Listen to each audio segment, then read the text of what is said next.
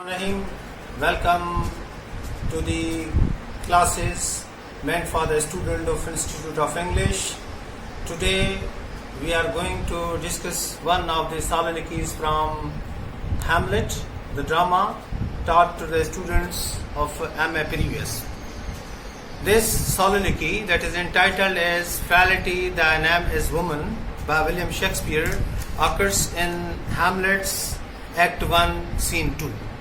I would start with the background of this soliloquy and then we will read the soliloquy and try to explain this.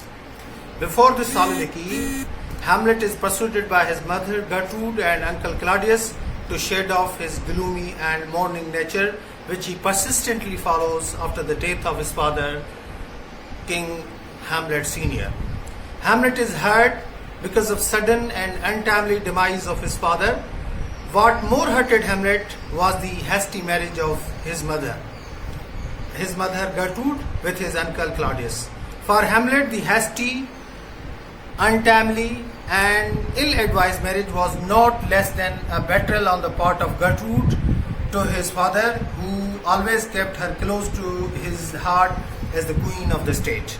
For Hamlet, this hasty and poorly planned but well-executed marriage was a severe blow. Hamlet could not tolerate the sudden marriage of his mother with his uncle, who was satyr with comparison to his father Ibrahim. Now we will read this soliloquy. As I told you that this soliloquy occurs in Act 1, Scene 2 of this play, Hamlet. Now, first of all, let me explain what soliloquy is. Soliloquy is basically the performance of an actor who is all alone, and the soliloquy explains before us the condition of the character, what goes inside in his mind. Thus, Shakespeare exploits the soliloquies to reveal the inner truths of the characters. And Hamlet, as a play, is full of soliloquies. There are about 7 soliloquies in Hamlet, and this Frailty, Thy Name is Woman, that is the most common and very popular soliloquy of Hamlet, is the first soliloquy in this drama. Now Hamlet is all alone and he thinks in his mind, but as the audience of the drama we can hear Hamlet.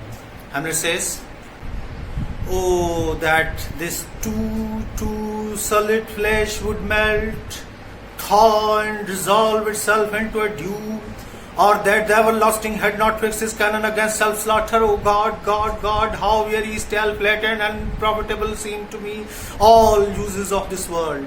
Farnet, oh that fire, it's an unwitted garden that grows to seed things rank and gross in nature, possess it merely that it should come to this. But 2 months dead, nay, not so much, not 2, but excellent a king that was to his haperin to a satyr, so loving to my mother that he might not between the winds of heaven visit her face too roughly.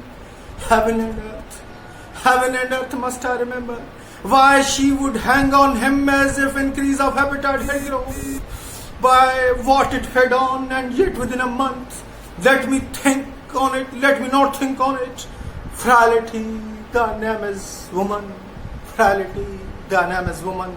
A little month or ere those shoes were old, with which she followed my poor father's body like Niobe all tears. Why she, God, oh God, a beast that vast discourse of reason would have mourned longer, married with my uncle, my father's brother, but not more like my father than I to Hercules. Within a month, ere yet the salt of most unrighteous tears had left the flushing in her galled eyes, she married, O most wicked speed, to post with such dexterity to insensate cheats. It is not, nor it cannot come to good, but break my heart, for I must hold my tongue." These are 31 lines in the soliloquy. And the title of the soliloquy, Frailty, Thy Name is Woman, occurs in line number 18. Now we will try to explain this soliloquy. Hamlet, all alone, badly hurt by the hasty marriage of his mother, thinks about the devastation, about the conditions that had befallen on him. Hamlet thinks and says that, oh, that this too solid and flesh would melt, thaw and dissolve itself into a dew, Hamlet thinks for ending of his existence. He thinks that his flesh might melt and he might be converted into dewdrops so that he may not live long. And then he says, and he complains to God that, oh, that the everlasting had not fixed his canon against self-slaughter. Hamlet complains to God that, oh God, why have you banned suicide? Why suicide is harmful? Why a man is not allowed to commit suicide where he is surrounded by such nasty issues, such worst issues of the life? And then Hamlet cries out, oh God, God, how very stale, flat and unprofitable seems to me all the uses of this world. Hamlet complains that being the prince, he might have been able to enjoy all the luxuries of life, but he is not in a position to enjoy everything. For him, all the players of life are unprofitable. They are stale, they are flayed. And then Hamlet curses and says, fire on it, oh the fire! Hamlet cries and curses the existence and then says that it's an unweeded garden that grows to seed. Hamlet says that this world is useless. It is like a garden where unnecessary, where useless seeds have grown. Things wreck and gross in nature possess it merely. Hamlet compares this world to a garden where useless seeds have grown, where there is no charm, where there is no beauty, where there is nothing that brings joy, that brings entitlements and enjoyments into the life. And then he says, and he reveals that why he is so hurt. He says that it should come to this, but 2 months dead, nay, not so much, not to so excellent a king that was to this Hyperion to a satire. Hamlet compares his father with Hyperion, the god, and then he compares his uncle with a satyr who is just like a beast, and Hamlet laments over the death of his father that has taken place 2 months back. But Hamlet doubts that even 2 months have not passed, it is less than 2 months. And then Hamlet complains that what his mother did, so loving to my mother that he might not between the winds of heaven visit her face too roughly. Hamlet remembers that how much dearly his father loved his mother. He tells us in a very interesting manner that his father even could not allow the wild wind to touch the face of his mother. That is extreme level of love between husband and wife, and this is what Hamlet recalls about his father and mother. And then Hamlet once again cries, his heart is torn apart, his heart is melancholic enough to utter the words, and he says, heaven and earth must I remember. Hamlet weeps, Hamlet cries, Hamlet is in shattered position. Hamlet says that either it is necessary for him to remember all these things, the treacherous fall of his mother, and he says that why she would hang on him as if increase of appetite had grown by what it fed on. Hamlet is worried that why his mother has taken that decision so early, what she was lacking in. She married with a quick speed, but why? What type of appetite had grown? Now Shakespeare is very, very artistic, expert, and Shakespeare now refers to the incestuous. Shakespeare refers to the illicit relation of Hamlet's mother from the mouth of Hamlet, that what appetite his mother lacked in. She was queen, she had every luxury. If this action might have been taken by an ordinary woman, it could have been justified that she might be looking for shelter, it could have been justified that she might be looking for livelihood, it could have been justified that she might be looking for some support. But for a queen, there was no such issue. But she decided to marry, and then Hamlet expresses that within a month, she married with a quick speed of a month after the death of her loving husband. The husband who could not tolerate the touch of wild wind to the face of his wife. And his wife, what his wife is going to give and return to that love, that she marries within the month of after his death. And Hamlet says that let me not think on. Hamlet, shatters, and he says that let me not think on, and then Hamlet utters that frailty thy name is woman. Now this frailty thy name is woman, Shakespeare through the mouth of Hamlet tries to tell that women are weak. Hamlet utters this word for his mother and tells that his mother is not only weak, but she had betrayed her husband. And Hamlet, in a shattered condition, generalizes this statement that not only my mother Gertrude is frail, but all the women of the world are frail, because for Shakespeare we have claimed that he is a universal writer and his lines have universal appeal. So here for Gertrude, Hamlet generalizes this statement for all the women of the world, that frailty, thy name is woman. And then Hamlet goes on to explain that why he has been compelled to utter this statement. He says, a little month or ere those shoes were old, with which she followed my poor father's party. Hamlet remembers that her mother had bought new shoes for the funeral of his father, and that shoes have been only used for 1 month, and then wearing those same shoes she married. And then Hamlet recalls that how she was crying over the dead body of her husband, that like Niobe all tears. Niobe is in the Greek mythology is a character who wept continuously and incessantly for the loss of her 14 children.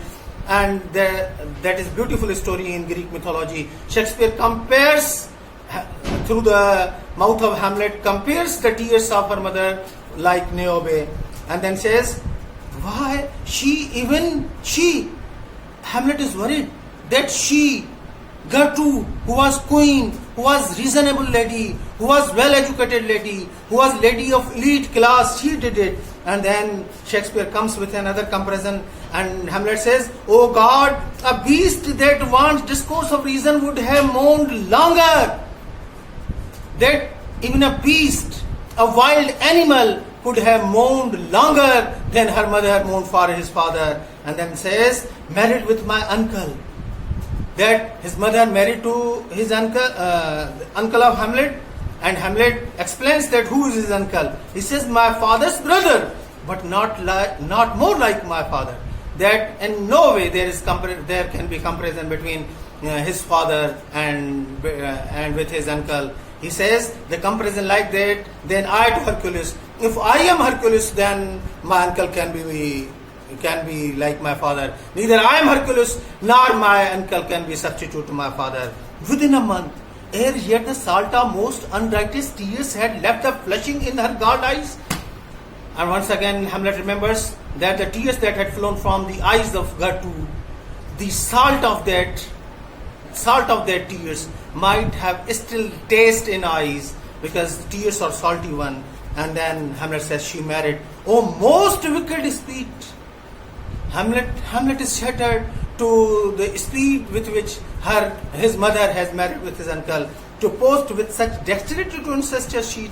And now Hamlet declares that the marriage of his mother with his uncle is not but just an act of incest. Hamlet doesn't recognize this marriage as a solemn bond of marriage, but thinks that it is an act of incest. And then when his uncle Claudius has explained to mother that this marriage is going to bring happiness for Denmark, when Claudius has told that this marriage will bring happiness for the people of Denmark, Hamlet now attests that it is not, nor it cannot become to good. Hamlet thinks that this marriage is not going to bring any good to the people of Denmark, because this marriage is not the solemnized bond of marriage, but it is an act of sedition. It is an act of incest. And then in the 31st line, Hamlet regains his consciousness. He regains his state of mind and says, but break my heart, for I must hold my tongue. Hamlet might have noticed that anybody might be coming, so he ends his soliloquy, and he thinks that he must not utter any other statement that might hit his mother, because Hamlet is fixed here. His betrayal comes from his mother, whom he dearly loves. But Hamlet has already explained that women are frail. You cannot trust women. Women are weak creatures. And let me tell you that this is not only the perception of Shakespeare that women are weak. Women have been generally shown weak throughout the literature.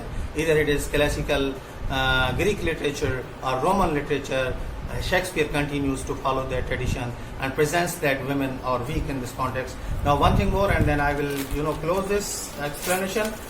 In this soliloquy, in this single soliloquy, Shakespeare has used three references from Greek mythology. Hyperion and Satire, The Tears of Niobe and Hercules. This indicates that how much well versed Shakespeare was in terms of Greek mythology, and I invite students of literature to go through the contents of Greek mythology, because for proper understanding of English literature it is necessary that the students might be aware of Greek mythology. I hope that you might have got this soliloquy explained well, and go through the contents of the soliloquy and watch this video and keep on watching these videos from my YouTube channel. Thank you very much for your watching. Thank you, and I love you all.